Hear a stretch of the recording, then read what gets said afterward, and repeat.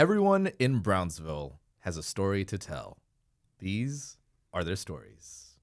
You're listening to Brownsville Matters, KXIQ 105.1's podcast show, where we learn a little about everything from all walks of life from the wonderful people that live in our community. Our next guest is an entrepreneur running one of our local coffee shops. But he also started as an environmental teacher in Camp Rio, if I'm not mistaken. You did some homework. Omar Garza, welcome to Brownsville Matters. Thank you for having me. Glad to be here.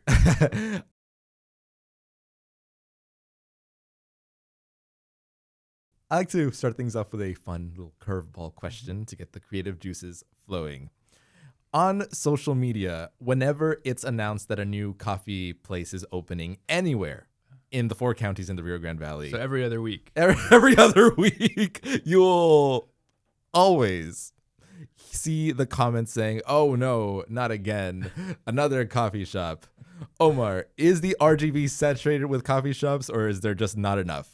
How do you view this business in the valley?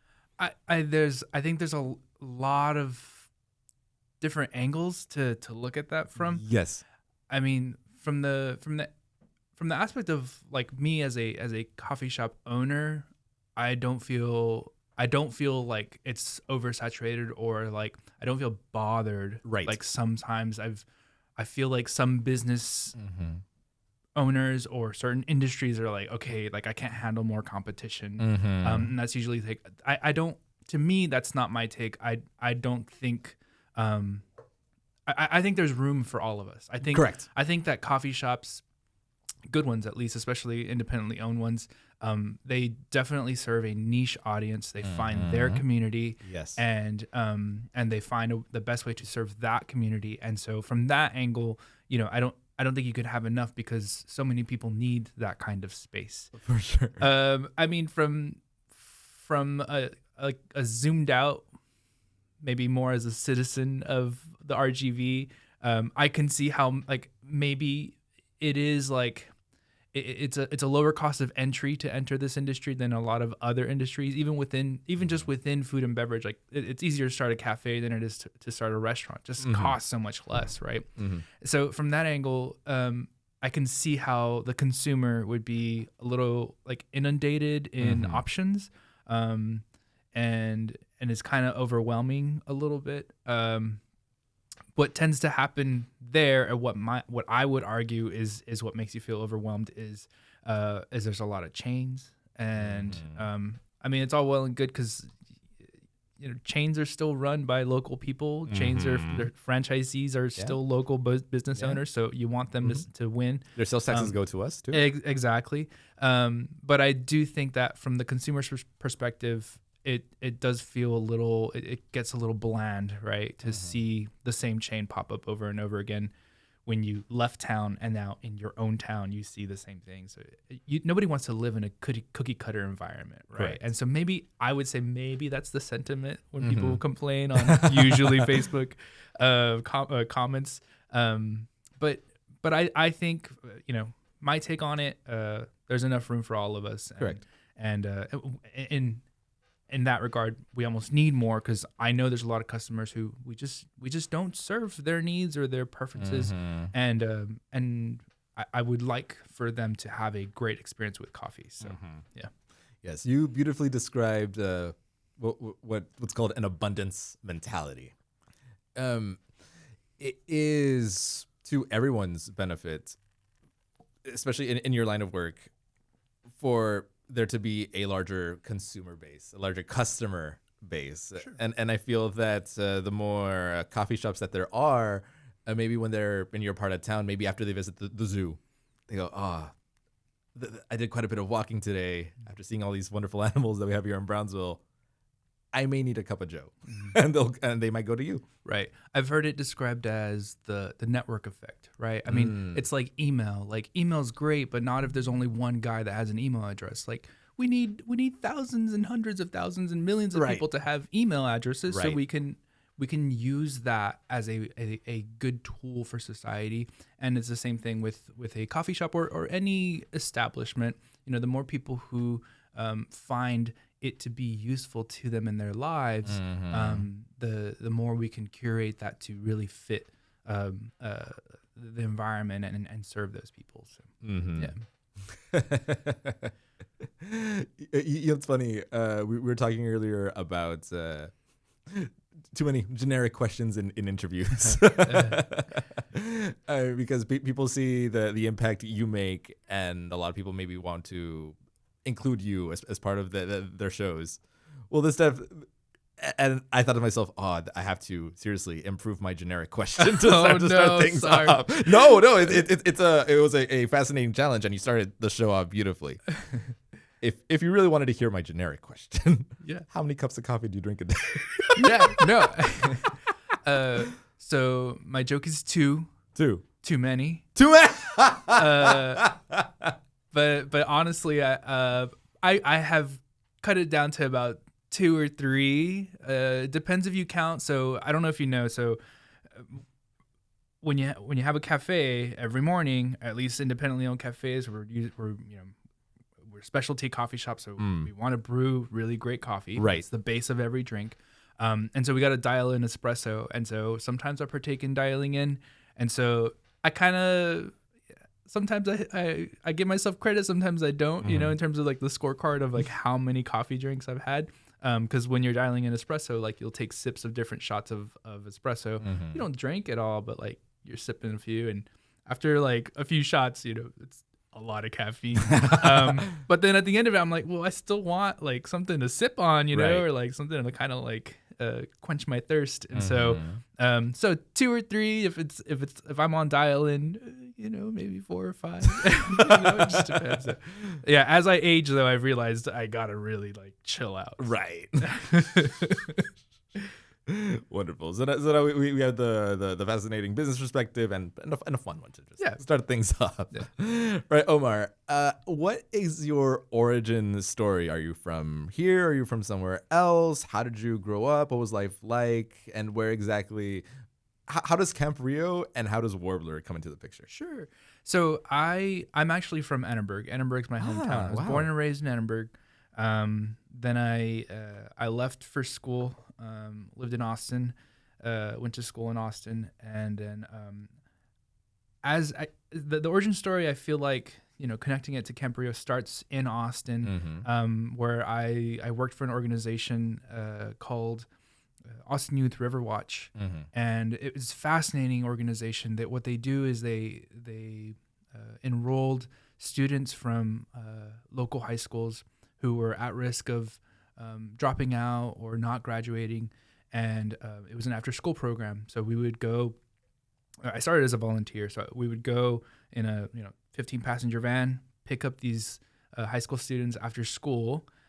They'd all load up into the van, and we would drive to a local creek or stream or the river, and we'd collect water samples, and they would do the like chemical tests on the water quality, and what was really always fascinates me about that is that they would not only would they like get formally trained to do that, but through their efforts that data was collected and sent back to the local water I'm blanking on who it was, but not TCEQ, but the local water agency, and they would get paid like a stipend for their like citizen science efforts, which in terms of like the organization itself, that's already cool. But in terms of like a community effort and system, like that's also really cool. And so that it just imprinted something on me. Yes. And so since that experience, or at the start of that experience for me, is when I got really into getting people outside and engaging with nature and educating people. And so, that spun into, obviously I had to like find work after graduating. And so I hopped around a few different places. I actually, I spent a summer chasing birds around in Iowa, and that was cool. Iowa. Yeah. It was Amish country, middle of nowhere. And I was helping, it was my first like job, like, gig to use my degree, as Right. people say. And I was helping because I got an ecology degree, Mm-hmm. and I was helping a PhD candidate do research out in the grasslands. We were doing research on grassland birds and prescribed burns, grazing, all this stuff. And so, where's the nearest town? man, I don't even remember. I know we were in the Grass River grasslands. Okay. I can't think of. I mean, I didn't get out much. So, so definitely not Des Moines. Des Moines was. I know it was hours away. Wow. Yeah, Okay. it was on the southern border. I think I remember. This is in border The of Iowa. town I was in. Actually, the town I was in was called Lamoni. Lamoni. Yeah, and it was interesting because there was a small university there, and even when I drive around, I was like, oh yeah, there's university there. Like, I just always it was so tiny. It's called Graceland. Great. Oh, Yeah, so it's really like cool. Elvis Presley's house. Yeah. Yeah. So I did that. As I was exploring, we would wake up in the morning, just tromp around pastures, and we'd go like track like bird nests. We were chasing dick thistles. Oh yes. Yeah, and so we were tracking like males and trying to map their territory using GIS, and then we were misnetting and catching males and females and trying to collect just DNA and just see who was where, and then we would go and work with the nests and all that. Anyways, as I was in the middle of nowhere with a lot of time to like read and just like spend out on pastures, I found out about pasture-based livestock farming, and so I think I found it from Michael Pollan's book, The Omnivore's Dilemma. Oh. And in one of the sections, he talks about Polyface Farms, which is a regenerative grazing farm, rotational grazing. The long story short, the concept is we're farming soil. The livestock are a tool to regenerate soil over thousands of years. Like, this is how we want to tend to the land. And so Polyface in the book, they talk about an internship an apprenticeship program. And I thought to myself, maybe that's the next thing. And so Polyface was all booked up. I think their website said, oh, we have no room for apprentices. But one of their former apprentices started a farm, and it's in Virginia, and that's J&L Green Farm. And so I emailed J&L Green, and I ended up going out there and being an apprentice for about a year. And again, this was all like just like connecting to land, connecting people to land. How does this work? And so that was the first kind of tie-in where food started becoming a thing, and like consuming from the land became. I saw it from the way on the other side of things, and so I did that, and as you can kind of track it, like out in the fields, tracking birds, it's not really a high-paying job. An apprentice on a farm is almost a no-paying job. No. I got a little bit of a stipend, but I got housing, and I got a lot of like meat and eggs. Sure. But after that, I was like, I gotta find like an actual job. So I actually moved down here back home, and I found the role with Camp Rio. And so Camp Rio was kind of this thing that like helped me take my experience, and it kind of jettisoned me into a little bit of like leadership too. Yes. Because it didn't exist. So I was one of the founding staff members. Yes. And my boss Nancy Matz, who's a Brownsville native, she's been here for quite a while. Really cool, and really cool person. And she was taking the lead on the project, and I interviewed, and we really hit it off, and we just started making Camp Rio happen. And so I was there for I think I was there for about 2-3 years. And then at some point I decided I needed to try something different for a million different reasons. Life happens. Sure. And from there I moved into the classroom, and then from classroom to business owner. Well, let me tell you, they recently gave me a tour of Camp Rio. Okay. They spoke very highly of you. Really? Yes. Wow. That's awesome. It's a very special place. I don't know if people know this, but it's an old Girl Scout property. Yes. It used to be campgrounds for Girl Scouts. That's right. Lula Sam's. Some people call it La Lulu. La Lulu. But it's and a lot of people think it's haunted, but No. I was there a lot and I spent the night on that property. I don't think it's haunted. No. But it is definitely a really cool space, and in terms of natural landscapes, it's one of Brownsville's hidden gems. It really is. It really is, and I'm glad that that they're getting people out there, and I'm glad that especially young people have an opportunity to. When I was there was a lot of kids. It was their first time touching a tree. It felt like it's just like you would say things about like the things around you, the fauna and the flora, and they were just like, I don't know what you're talking about, and so, but every now and then you get the kid who was just like, that's cool, they'd be chasing a dragonfly around or whatever, and it's just like, man, that's what this is about. So, yeah. No, and then there's some incredibly tall trees. I don't think I've ever seen trees that big within Brownsville city limits. Yeah, the backside of that property, the canopy, there we go, has a ton of like old growth, like ebonies. There's some cool sable palms in there.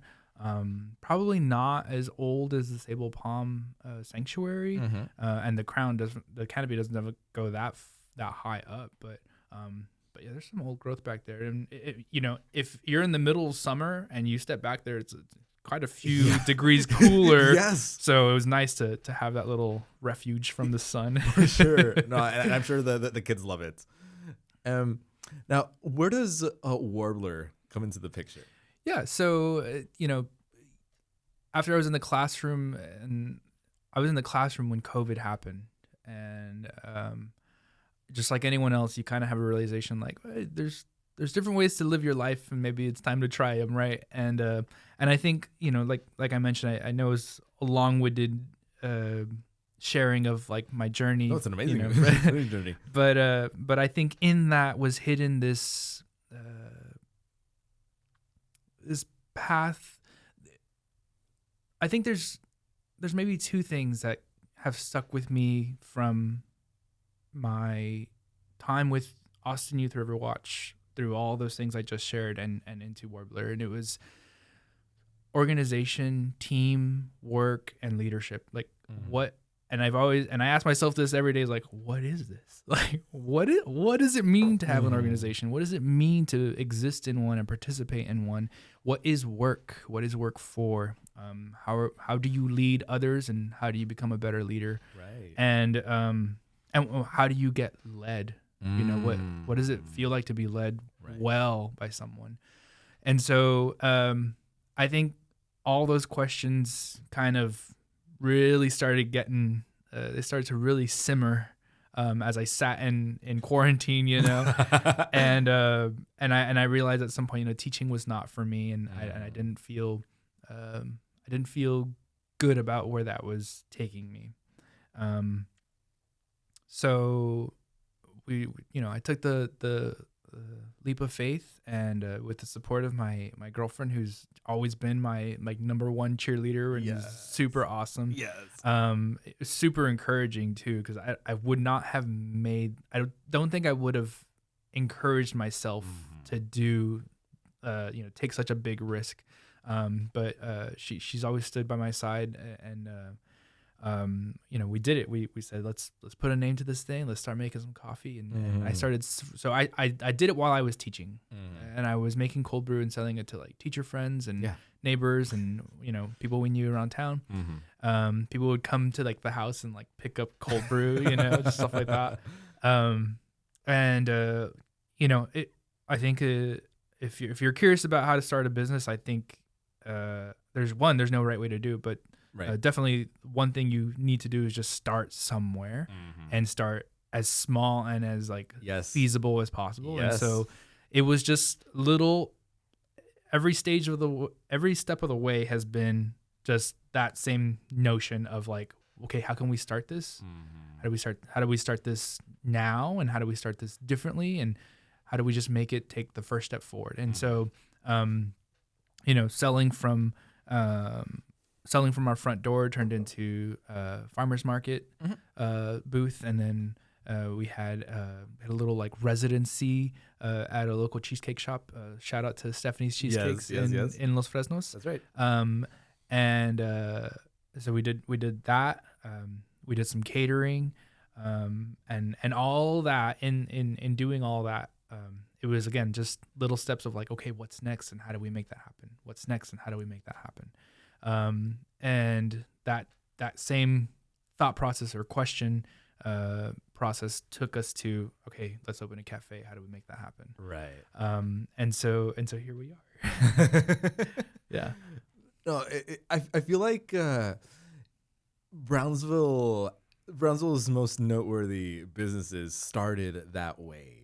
I've noticed quite a few of them in downtown that started as pop-ups and now become they take on a life of their own.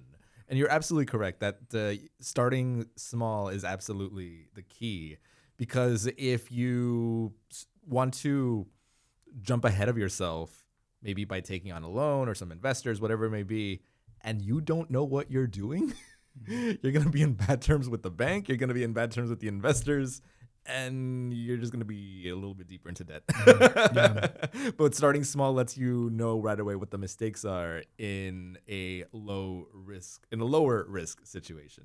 So yeah. I highly commend you for that. Yeah, thank you. Yeah, I think it's like it's a little bit of data collection. Yes. Right? And maybe the scientist in me has always just kind of worked that. Oh my God. Right? Because it's like I don't know what the next experiment should be unless I know the data of this one, or at least I have some observations about this, right? Right. So okay, got some observations, and then okay, what are we gonna tweak with next to do the next experiment, right? And the only thing you got to make sure as you're asking those questions is, what do I tweak with next, and how is that going to drive some forward momentum? As long as it is intended to drive us forward, let's mess with it and see if it does. Yes. And then you just keep doing that, right?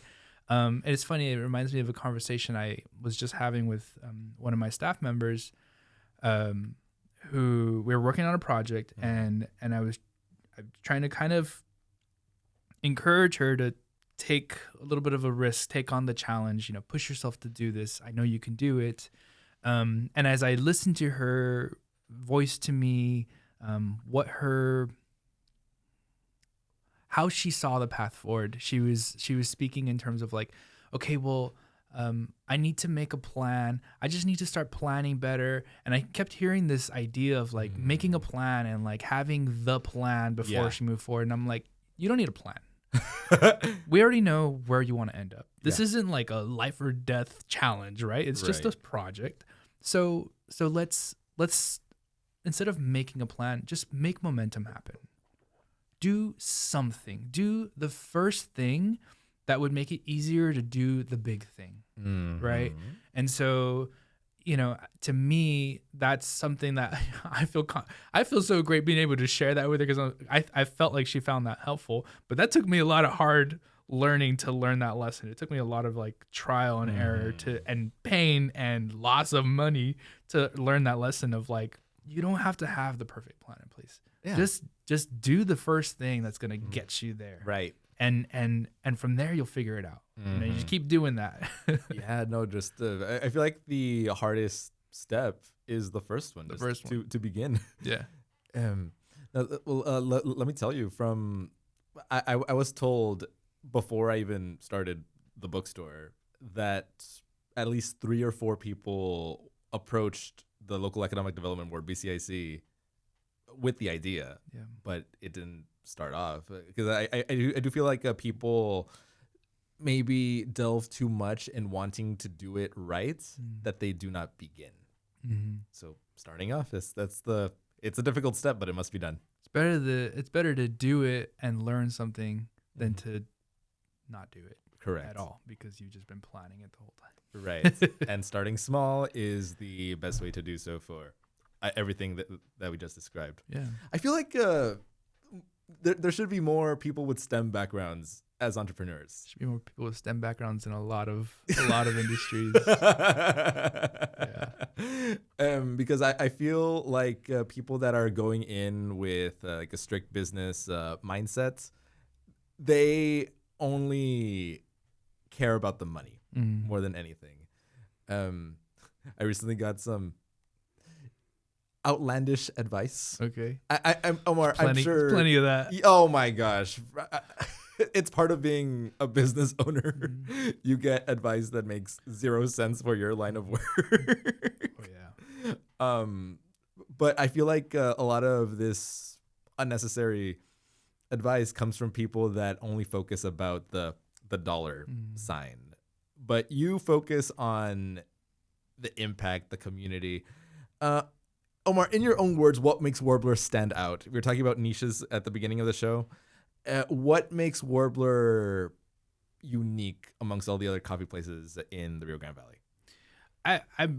I don't know if I'm fit to answer that specifically because I'm so inside of it that sometimes I feel like I'm not sure. Well, you're certainly doing something, right? Yeah. Well, I guess the part of the question that sometimes trips me up is like, are we really unique, right? Like, I mean, I couldn't tell you that. Like, I'm so busy working inside of it that I don't always know the impact we make. Yes. Right. And I don't think I will. I don't think I'll truly grasp what that impact is. It might take me some time, but from what I will say, where I strive to be clear, and I don't know if it sets us apart, but I know it's important. It's a very high priority that we focus on. I guess if I were to state my mission as the entrepreneur who's leading Warbler, my goal is to make better work so that I can make work better for people, right? So I need there to be a good challenge for someone who is up for that challenge. And then I need to give them the resources, coaching, and guidance to achieve that. Right. Right. And do so in a way where they feel, not even feel, but they know that they grew through that challenge, that they have gained something and has been worth their toiling and it's been worth their efforts to engage with that work. If we can do that, we're good, right? And I know what you're saying about people who just focus on the dollar. Ultimately, if we're being honest, I think that's the way to making a profitable business exist, right? Because if the work is great and people want to do the work, right, and then people feel successful because they work there or they work at that endeavor, right, it's only gonna it goes back to the network effect, right? It's only gonna compound itself. They're gonna want to do more of it, and they're gonna want others to do that with them, right? Or when others are surrounding them in that work, they're gonna want to bring them into it, right? Because it's enjoyable, it's fulfilling. I'm not saying it's easy. In fact, it's not easy at all. It's better when it's not easy. Yeah. Right. But that to me is the main mission that I've given myself is let's make better work so that we can make work better for people. Wow. Yeah. No, you're absolutely right, because we all want to make a positive impact in our community with our lines of work. But if no money comes in, how are we going to continue? Yeah. So it's all about finding that balance of being a meaningful experience while also being sustainable so that more people can keep on enjoying us. Absolutely. Yeah. I will say, though, just from an outsider customer perspective, in my opinion, what really makes you stand out is your staff. Okay. I feel like they balance beautifully being hospitable with being professional, and you can you can say hi, maybe do like a quick little catch up, and they will say something nice, not because they have to, but because they want to. They're great. my question to you is, how do you pick your staff? I put that at the forefront Yes. of every conversation. Yes.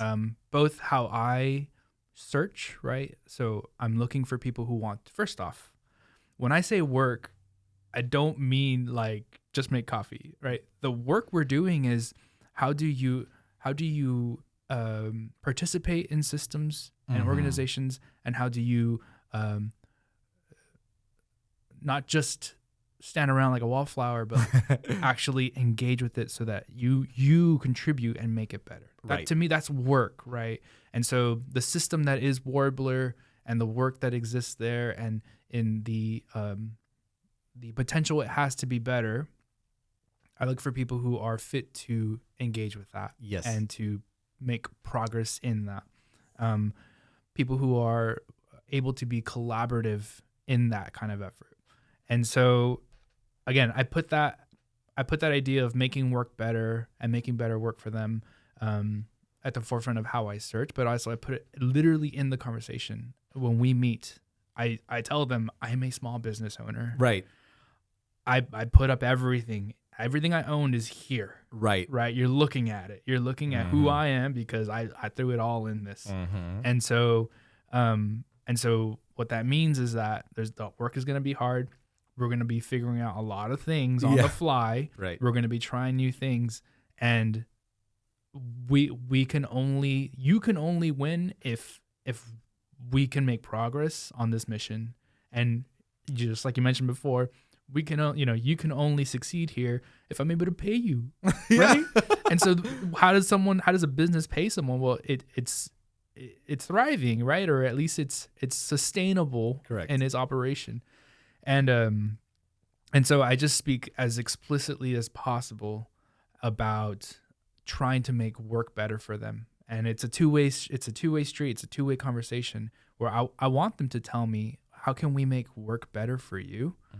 Because if you can enjoy working here despite its challenges and difficulty, then it's going to be fulfilling for you. The business can actually succeed, and we can actually pay you and keep paying you. And then not only that, but we can find more people like you. You can help us find them too. And we'll just keep that cycle going. Right.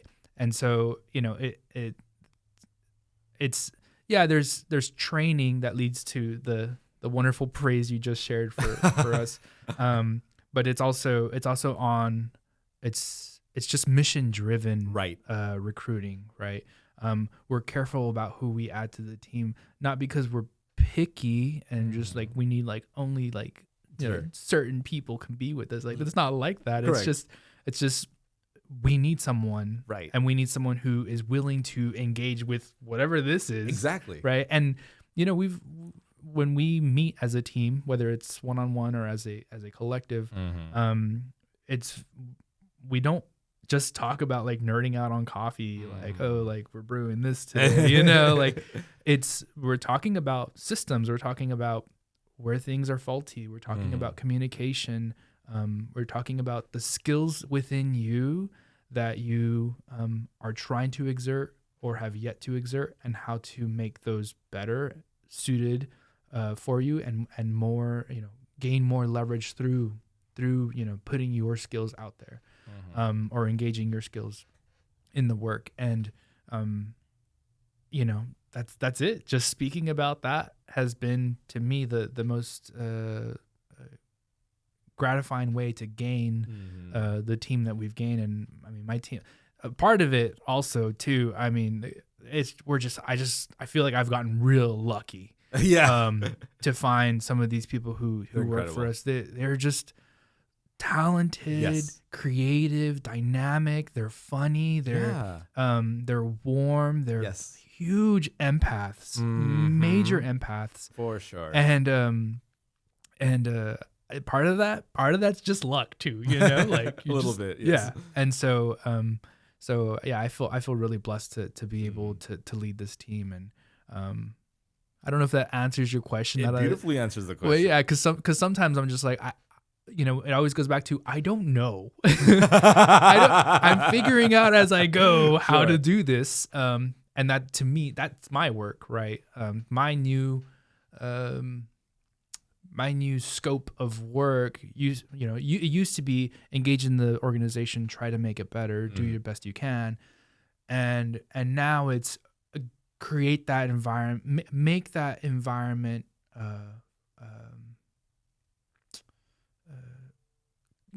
I'm trying to cultivate an environment where that is more accessible. Yes. Right. There's more opportunity for others to do that. Right. To see, here's an organization. I know I belong. I want to belong, and I want to make it better so that other people can belong. Right. So that's as much as I know about what I'm doing, but doesn't mean that in the moment I know how to do it. It's a wonderful answer. Yes, luck is, I think, a part of it, a part of anything that we do, right? But I also feel like a good chunk of it is you putting in the work necessary to attract the type of people that serve the interests of the business. And it's very clear that you started small with the right idea, and now Warbler has taken a life of its own in a very unique spot, I might say. Omar, can you talk about where and the building, like where exactly is Warbler's home? Sure. Well, so there's a couple of ways to answer that. Yes. I think I know. I know you want me to talk about the building. But I think when you said Warbler's home, I've always said that Warbler is a Miti-born business because we gained so much of our audience from the Brownsville Farmers Market when we were there.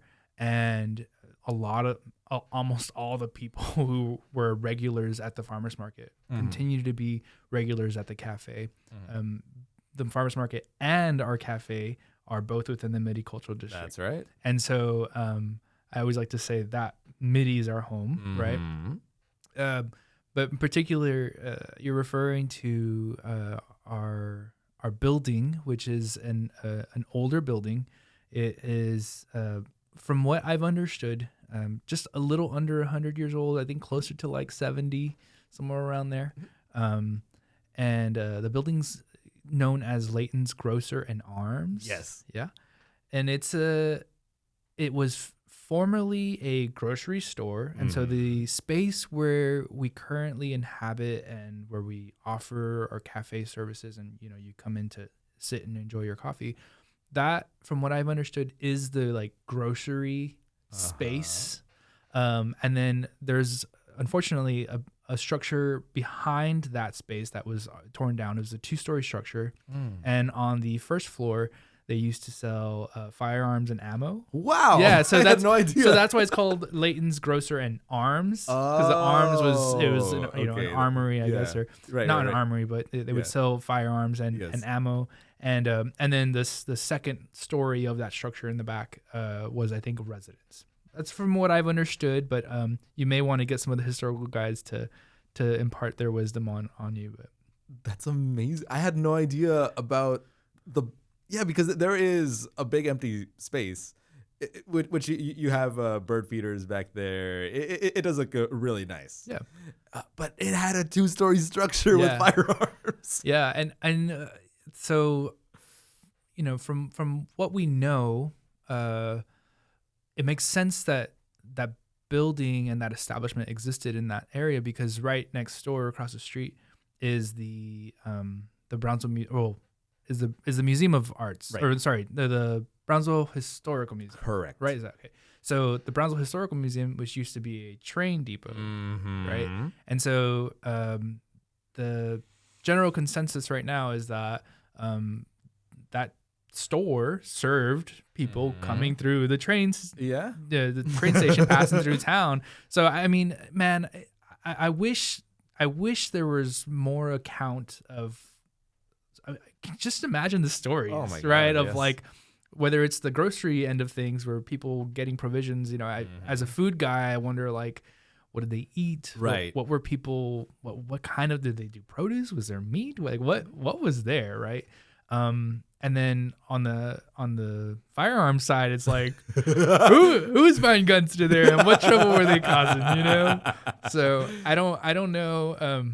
I don't know too much about the stories there, but I imagine there's a lot. And at the very least, if we aren't able to get anything out of archives, it's one of these special things where I'm glad we're able to keep the establishment alive. For sure. And we're still able to kind of have this idea that we've got a lot of people passing through, coming to and from, whether they're visiting town or maybe they're on their way across the bridge, or one way or one direction or the other, or maybe they're just on their way to work. But being able to serve them in that space is really special considering the historical context of it. So, that's right. I think that's another thing that sets you apart. We mentioned one of the intangible aspects, but the building itself is just how well maintained it is. You walk in, you see the wooden rafters. You feel like you are walking into a piece of Brownsville history. Yeah. Shout out to Fernando Bailly. Yes, he's the property owner and did a wonderful renovation before we moved in and did our small build out. But it's a really cool spot. And all that being said about our mission on work and making work better, I think the other aspect of what we do is I want to serve Brownsville. Yes. Right. I want to be in as many facets as we can be of benefit and service to Brownsville as a small business. We're going to try to make that happen. Yeah. I also have to talk about the fact that the exact location, perhaps many, like we're talking about people that are like strictly dollar oriented. Maybe someone like that might think that your specific location would be unheard of for a coffee shop, but still you make it work. Half the time I go there, it's practically full.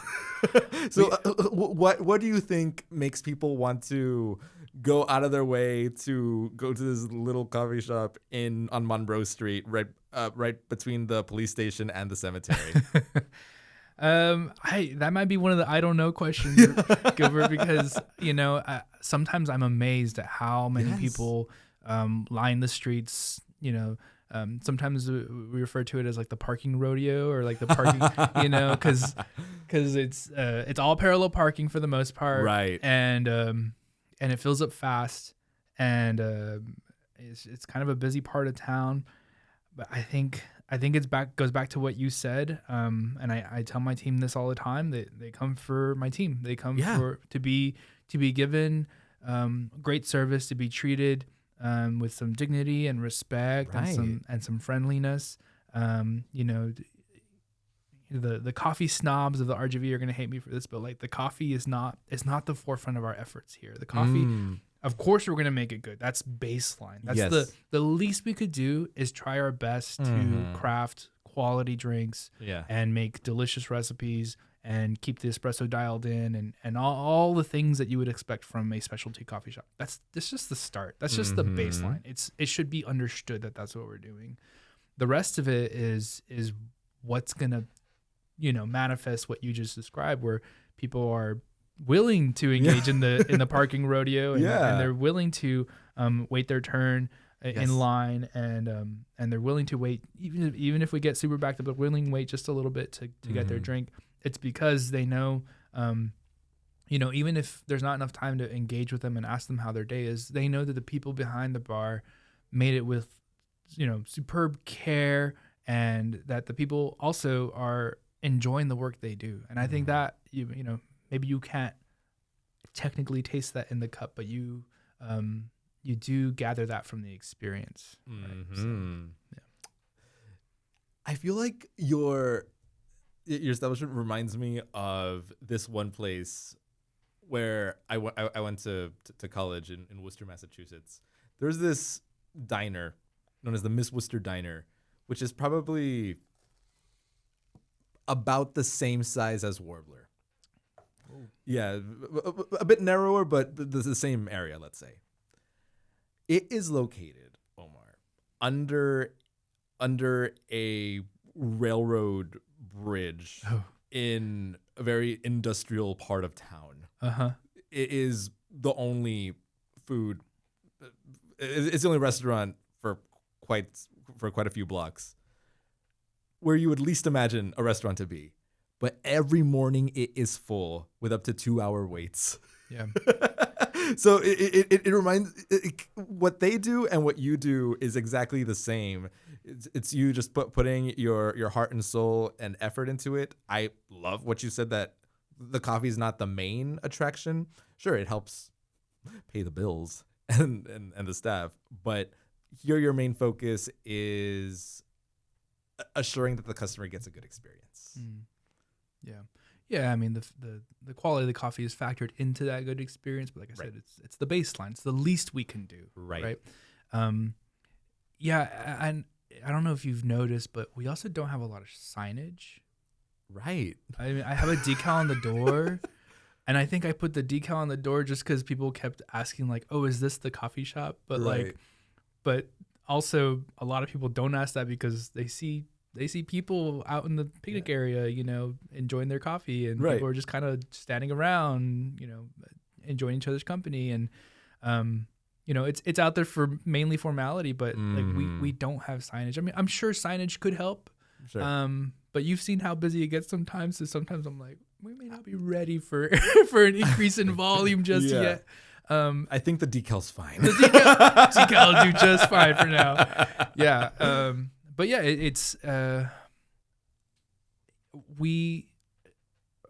I think it's what you said about the space out in your old college town. Like it doesn't need to be in prime real estate. It doesn't need to be on the busiest corner of the busiest street.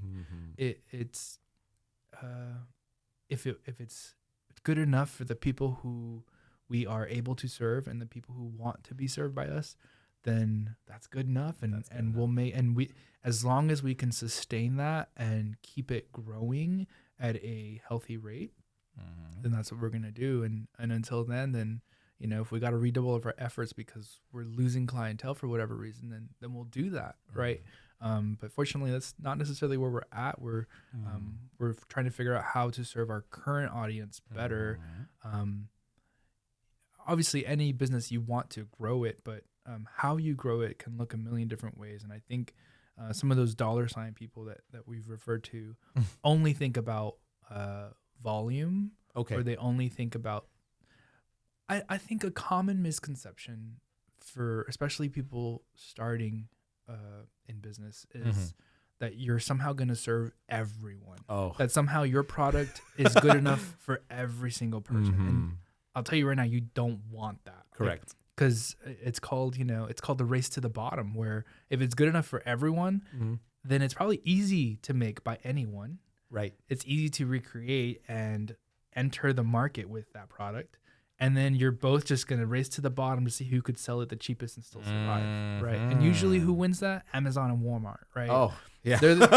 You're not going to beat them in terms of volume. You're simply not. So find a different audience, find a different product, and find the smallest viable audience for that. And that's what we're doing. That's precisely right.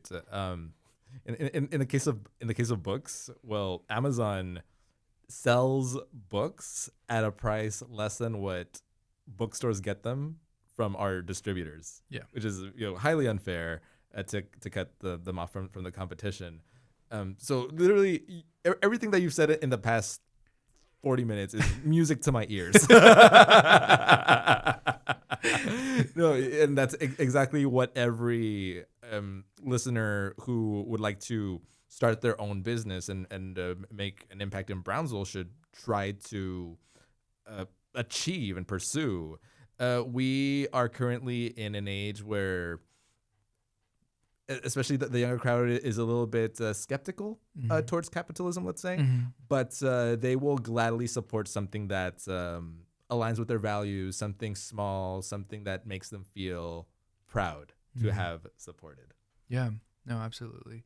And Brownsville has so many different communities within it. Yes. And so there's the opportunity to serve those communities. I would say there's even the obligation Yes. to make sure that Brownsville communities thrive within Brownsville. Yes. Right. And so if you're an entrepreneur or hoping to be a small business owner of some sort, like there's an opportunity for you to do that. Right. And you just have to kind of look out your door, just, take a walk down the street, go to a farmer's market or something, and you'll find someone who is interested in something that you are too, and you could, build a community out of that, or maybe even build a profitable business out of it. There you go. Yeah. Earlier, you alluded to Samantha. Okay. Yes. Who, quite a few people who have nothing to do with each other in conversations about Warbler, they thought that she was your partner. Like business partner. Oh, okay. Yeah. Gotcha. I'm like, she is. Yeah. What don't I know, Gilbert? Wait a second. What are we doing here? But because she is so supportive of you, a lot of people think that there's like a on paper stake in the business. Okay. But here her role is being supportive. So what would you say is something that people should look for in a partner? Sure. Well, you're not going to find another Samantha, I'll tell you that. So if you're willing to keep searching for the right person, I think, if you want someone who's like that, man, it's hard. It's a hard question, Gilbert. She's just so eager to help people. Well, let me give it context. Yes, please. So, because you mentioned, how some people just assume that she's like a part of the business. Right. One, she's there quite a bit, right? Yes. But she's a full-time teacher. Yes. And her job is very hard. And as a former teacher myself, I've seen how that profession has gotten even more challenging in today's day and age. For sure. And so she that's her full-time role, and somehow she still manages to be my most helpful thinking partner and coach and guide in running the business.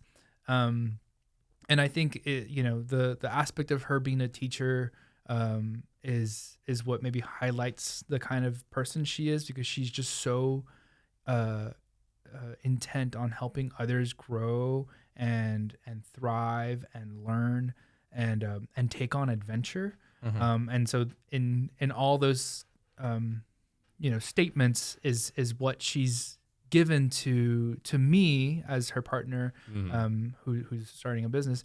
But I see her do that to other people as well in her life, like her students' families, her family, her friends that she just has around town, And so I think, if you're looking for something in a partner, like, look for someone who's going to help you grow. Look for someone who actually believes. Well, let's back out before even saying that they believe in you, but like, are they willing to listen to you? Right. Like, I don't know. I feel like some people like are in the dating scene or whatever, and it's kind of just like, I just want to have fun or whatever. And I mean, fun is great, but like, if you're trying to forge a lifelong partnership with someone, or if you in your own life are engaging in these kinds of challenges, I think it's important that you have someone who you can trust by your side, and someone who's not just trustworthy, but is just present, right? Is able to be there and help ground you, or get grounded with you, and just like help you just feel okay and human first before anything else. And so, I'm getting a little nervous about how to answer that question. No, you just did. You just did it wonderfully. Great. Yeah, but I really wanted to bring this up because quite a few people said something along the lines like, "Oh, Omar and Samantha have built something wonderful for the Miti Cultural District." I'm like, Well, Samantha definitely helps. Yeah. Like emotionally support Sure. in her support.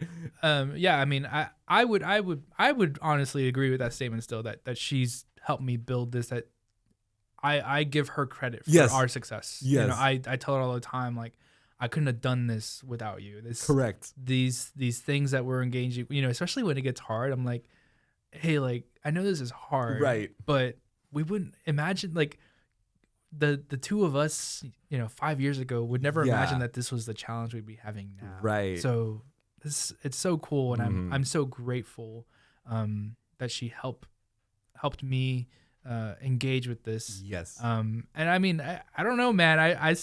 She's a huge part of if you ask some of our clientele, a lot of them are connected to us through Sam, solely through Sam. Wow. And not necessarily through us or our marketing or whatever. Right. Uh-huh.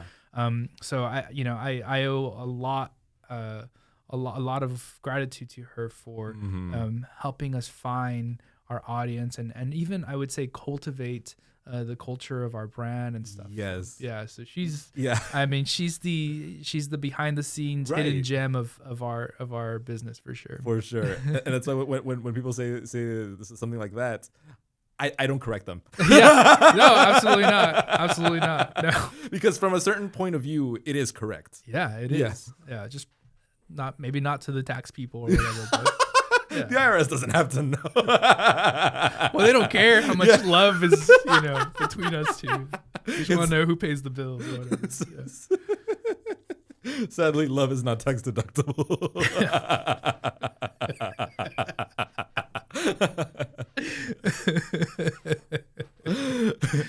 Omar, what would you say is the best tidbit of advice that someone has given you that you'd like to impart on our listeners and pass on? That's tough.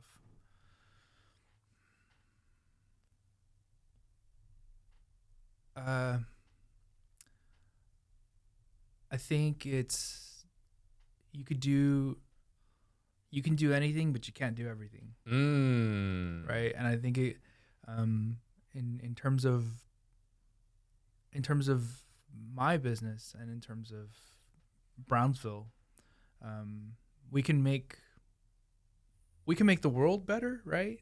But that's a major endeavor, and it requires you to kind of do everything, fix everything. But I think one way that you can make the world better is by making your community better. And that's not everyone should run for mayor and take their turn at it and just fix it all. I think it's what small sliver of Brownsville life can you take and just work tirelessly to make that sliver better. And I think that effort is it radiates, it's contagious, and I hope it radiates and it's contagious and it compounds itself. And so you can change the world, but it's not gonna be changing the whole world. It's changing the world that's right in front of you, and that's the way you make the difference. Wonderful. Now, I think you heard a little bit of a spoiler earlier as to what the final question was. Okay. To be fair, I think I forgot it by this point. So. For context to our listeners, we recorded the last week's episode immediately before this one in the studio, but they are being aired 1 week apart.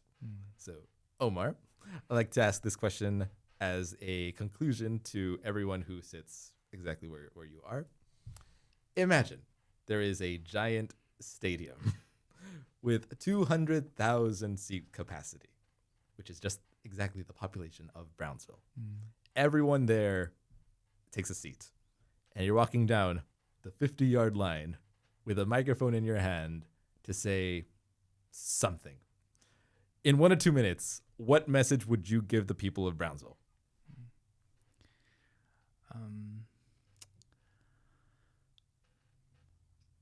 I think there's a lot of work to be done. I think there's a lot of great work to be done, and it's up to us as any person in Brownsville, whether you're a citizen, a student, a business owner, a leader, a politician, wherever you are within the community of Brownsville, it's up to you to make that work better. Mm-hmm. So the work exists. It's never going away. Right. It won't ever be this perfect society. It won't ever be the way you envision or dream of it to be exactly. But you can, in an effort to get there and make things closer to your vision, you can make that process better for yourself and for others. And specifically for leaders of any sort, I really think that it's not time to optimize and bring more efficiency into the work that we put out there. I think it's time to bring more dignity and respect and sustainability into how we operate as organizations and partners and collaborators and creatives. It's about really seeing like the work we do, regardless of what it is, the industry you're in, the work is human, and we can make that better. It's possible to make it better. It's not going to get any easier, but it is possible to make it better. So. And the crowd roars. Crowd might have questions actually, but we'll see. Just see a bunch of raised hands. Like, hold on, what did you mean by that? Omar, I really wanted to have a business owner, especially a small business owner, on the other end of this table. You're one of the first people that I thought of. I'm glad you accepted the invitation. Yeah. I'm super happy that we were able to have this conversation, especially with your philosophy of valuing having a warm staff that makes an impact to your customers. I assure you that anyone who visits Warbler, the fact that they went there will be a highlight of their day. It's because of what you've built. It's because of who you hired and everything that led up to it. Omar, thank you so much for joining us today on Brownsville Matters. Thank you, Gilbert. Appreciate being here. There we go. That wasn't so bad. Yeah. This is Michael Quantz with the Brownsville Society for the Performing Arts, here to tell you about our podcast, Brownsville Matters. Everyone in Brownsville has a story to tell, and these are the stories. We broadcast these stories every Friday at 5 p.m. and every Sunday at 3 p.m. on KXIQ 105.1 FM on your radio dial. You can also catch these stories rebroadcast on our YouTube channel for Brownsville Society for the Performing Arts. Don't forget to like, share, and subscribe and smash the notifications if you want more information about these stories that you watch and listen to.